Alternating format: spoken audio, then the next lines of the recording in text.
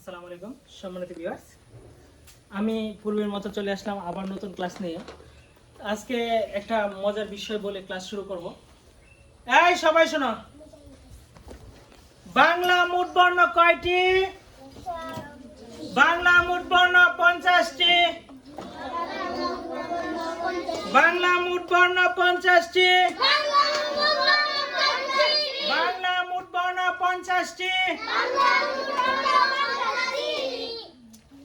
সম্মানিত ভিউয়ার্স, বাংলা মোট 50টি বর্ণকে নুরানি পদ্ধতিতে লেখার সুবিধার্থে 11 ভাগে ভাগ করা হয়েছে। লেখার সুবিধার্থে 11 ভাগে ভাগ করা হয়েছে। তার মধ্যে আমি যে আপনাদেরকে লেখাগুলো দেখাচ্ছি তা হচ্ছে প্রথম ভাগের লেখা। 1 নম্বরে 7টি বর্ণ, একটা হচ্ছে ব, র, খ, ধ, ঘ, ঝ, রি। আমি পূর্বে আলোচনা করছি ব, র, খ, ঘ নিয়ে। আজকে আলাপ করব দ নিয়ে আলাপ করা হয়েছে। হ্যাঁ, আজকে হচ্ছে জ আর রি নিয়ে। তবে পূর্বের লেখার মতো এটাও খুব সহজ, যেমন ব লিখতে পারলে সব লেখা হয়ে যায়। এটা হচ্ছে একটা সহজ পদ্ধতি, সহজভাবে লেখার একটা কৌশল, যা নুরানি বইয়ের মধ্যে এভাবে সুন্দর করে দেওয়া আছে। যেমন ধরেন ব, র, ক, ধ, ঘ, ঝ, রি, এটি সম্পূর্ণভাবে এক অক্ষর দিয়ে, যেমন ব দিয়েই লেখা যায়। যে কারণে এটি এক সিরিয়ালে রাখা হয়েছে। পরবর্তী ধাপে ইনশাআল্লাহ আমরা সামনের দিকে যাব। তো আজকে যে বিষয়টা নিয়ে আলোচনা করছি তা হচ্ছে জ এবং রি। জ এবং রি। সবাই ব্ল্যাকবোর্ডে আমার হাতের দিকে দেখতে থাকো। আমরা পূর্বে কি কি শিখছিলাম? বড় ক, ব, র, ক, ধ, ঘ। আজকে শিখব জ এবং রি। জ এবং রি। সবাই ব্ল্যাকবোর্ডে আমার হাতের দিকে দেখতে থাকো। জ্বর কি মাত্রা? জ্বর পূর্ণ মাত্রা। জ্বর পূর্ণ মাত্রা। সবাই ব্ল্যাকবোর্ডে আমার হাতের দিকে দেখতে থাকো। এটা না মাত্রা। এটার নাম কি? মাত্রা। আমি জ লেখার জন্য প্রথমে ব লিখলাম। কি লিখবা? প্রথমে আমি ব লিখলাম। এটার নাম কি? ব, এই সবাই দেখো, সবাই আমার হাতের দিকে দেখো। এটার নাম ব। আমি এখন কি লিখবো? ঝ লিখবো। এই বর মাঝখানে এইভাবে ধরে এইভাবে নামিয়ে দিয়ে তারপর এটা মিলিয়ে দিলে হয়ে যাচ্ছে কি? ঝ। এটার নাম ঝ। এটার নাম ঝ। এটার নাম ঝ। সবাই আমার দিকে দেখো। হ্যাঁ, জ লেখার জন্য প্রথমে আমি যে মাত্রাটা ইউজ করছি শুধু ব সমান করে, শুধু কি ব সমান করে, তারপর জটা পরিপূর্ণ করে ওইখান থেকে অর্ধেক মাত্রা দিলাম। ঠিক আছে? আর দেখো এখানে যেমন কোণ উঠছে ওইখানেও ঠিক তেমন একটি কোণ উঠছে। আর পূর্বের মতো এখানেও কি আছে? বর সম্পূর্ণ শেপটাই আছে। ঠিক আছে? বর কি মাত্রা? পূর্ণ মাত্রা। এখানে পূর্ণ মাত্রা আছে। ঠিক আছে? যে ব লিখতে পারবে সে জও লিখতে পারবে। সম্মানিত ভিউয়ার, এটা আসলে পড়া এবং লেখার সুবিধার্থে বাচ্চাদের, যেহেতু বাচ্চাদেরকে ক্লাস নিচ্ছি, বাচ্চাদের লেখার জন্য সর্বনিম্ন এই পড়াটা 100 বার বলা দরকার। 100 বার। 100 বার বলার পর অবশ্যই বাচ্চাটা শিখে যাবে। আর লেখাপড়া কমপক্ষে 1 ঘন্টা। 1 ঘন্টার নিচে হলে এটা বুঝতে পারবে না। ঠিক আছে? তো আপনারা ইনশাল্লাহ ঘরে বসে বাচ্চাদের শিক্ষা দিলে অবশ্যই এভাবে শিক্ষা দিবেন। লেখাপড়া কমপক্ষে 1 ঘন্টা করাবেন এবং বর্ণের মস্ক কমপক্ষে 100 বার। ঠিক আছে? এই সবাই শোনো, এটার নাম কি? জ। সবার সিলেটের মাঝখানে একটি ব লিখো। সিলেট দেখাও। সিলেট দেখাও। মাশাআল্লাহ, খুব সুন্দর হয়েছে। আরো সুন্দর করে লেখার চেষ্টা করবা। কিন্তু অনেকটাই হয়েছে না কেন? বাঁকা হয়েছে কেন? হ্যাঁ, আমি কি এভাবে বাঁকা করে লিখছিলাম? সবাই দেখো, বটা পরিপূর্ণ করার পর আমি এই জটা লিখছি। ঠিক আছে? এই আকারটা দিছি। সবাই জ লিখো।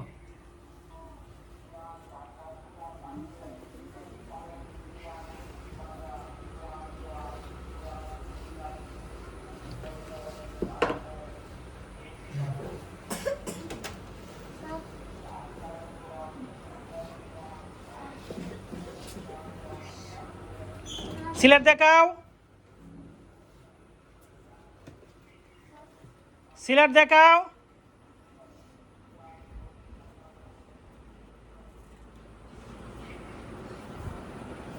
সিলেট দেখানোর কথা বলছি। মোটামুটি হয়েছে, আরো সুন্দর করে লেখার চেষ্টা করতে হবে, ঠিক আছে? শোনো, অনেকের জ হয়েছে না, সবাই দেখো আমি এই যে জ্বর যে মাত্রাটা দিলাম, এই যে আকারটা দিলাম, এটা কিন্তু উপরে উঠছে, এই যে মাত্রার উপরে উঠছে, ঠিক আছে? এটা উপরে তুলতে হবে। এটা কি লেখার সৌন্দর্যের জন্য এটা উপরে তুলতে হবে। এইখানে কিন্তু খালি আছে, এই জায়গাটা কি খালি আছে, এই জায়গাটা কি খালি রাখতে হবে, ঠিক আছে? এই মুনতাসির কথা বলতেছে কেন? এই জায়গাটা কি করতে হবে? খালি রাখতে হবে, ঠিক আছে? এই কোণাটা উঠছে, এইখানে শেপটা আছে, তার মধ্যে দেখো এই কোণ আর এই কোণা সেম ক্যাটাগরির হয়েছে, সেম হয় নাই? একরকম হয় নাই? যে কারণে কি এই দুইটা কোণা সমান তালে রাখতে হবে, ঠিক আছে? লিখতে পারবে তো ইনশাআল্লাহ? এখন আরেকটা জিনিস দেখো, আমরা পূর্বে যে আলোচনা করলাম তা হচ্ছে জ, তা কি তা হচ্ছে, এখন বাকি আছে কি রি, কি বাকি আছে রি। এখন আমরা কি লেখা দেখবো? রি লেখা দেখবো। রি কেমনে লিখতে হয় সবাই ব্ল্যাকবোর্ডে আমার হাতের দিকে দেখতে থাকো, সবাই কি ব্ল্যাকবোর্ডে আমার হাতের দিকে দেখতে থাকো। সম্মানিত ভিউয়ার্স, আমরা পূর্বে যে লেখা লিখছিলাম ব খ ধ গ ঝ, এখন যে রি লিখবো তাও সেম। ব লিখতে পারলে সবগুলো লেখা সহজ হয়ে যায়। সবাই ব্ল্যাকবোর্ডে আমার হাতের দিকে দেখতে থাকো। এই যে চকটা খাড়া ধরছি না, এই খাড়া চক দিয়ে আমি কি করব? একটা রি লিখবো। এই যে নিলাম, খাড়া আছে না চক, এই খাড়া চকে এইভাবে নিব, ঠিক আছে? এখানে কি করব? ব লিখে দেব। এখানে কি করব? ব লিখে দেব। এটা কি এই অংশটা বাদ দিলে এটা অংশটা কি থাকতেছে? আমরা এখানে জ্বর যে অংশটা আছে, জ্বর কি অংশটা আছে, এই অংশটা যুক্ত করে আমি এই টানটা দিয়ে দেব। এটার নাম রি, এটার নাম রি, এটার নাম রি, এটার নাম রি। সবাই সিলেটের মাঝখানে একটা রি লিখো।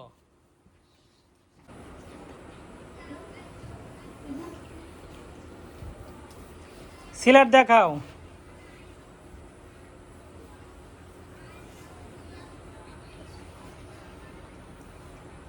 আচ্ছা, এখন আরেকটা কথা বলি, রি কি পূর্ণ হয়েছে? রি কি এইভাবে লেখে? এই সবাই মেডিসিন নাও।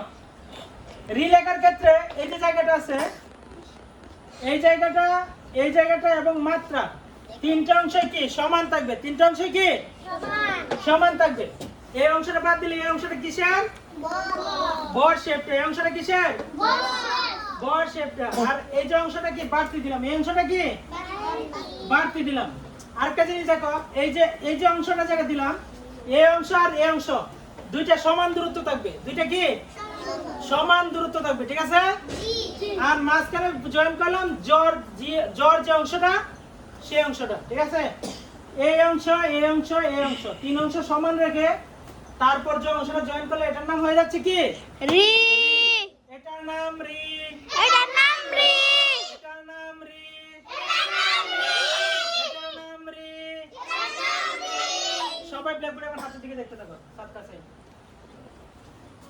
রি লেখার জন্য প্রথমে কি করতে হবে? এটা দিতে হবে। এটা আমি যতটুকু জায়গা নিয়ে দিলাম, তারপর সেম এতটুকু জায়গার মধ্যে নিচে নামিয়ে দিলাম, ঠিক আছে? তারপর কি করলাম? বর শেপটা দিয়ে দিলাম, বর শেপটা কি দিয়ে দিলাম, ঠিক আছে? তারপর এখানে জ্বর অংশটা যুক্ত করে দিলাম। এটা হয়ে গেল কি? এটা হয়ে গেল রি, ঠিক আছে? বুঝছো সবাই? তবে আরেকটা কথা মনে রাখো, এই যে এই জায়গা থেকে এই জায়গার অংশটা কি একটু ভিতরে থাকবে। এই যে দেখো প্রতিটা জায়গার মধ্যে কি এই জায়গার অংশ থেকে এই জায়গার অংশটা ভিতরে আছে, ঠিক আছে? সবাই লিখতে পারবা? সুন্দর করে একটা রি লিখো। সিলেট দেখাও।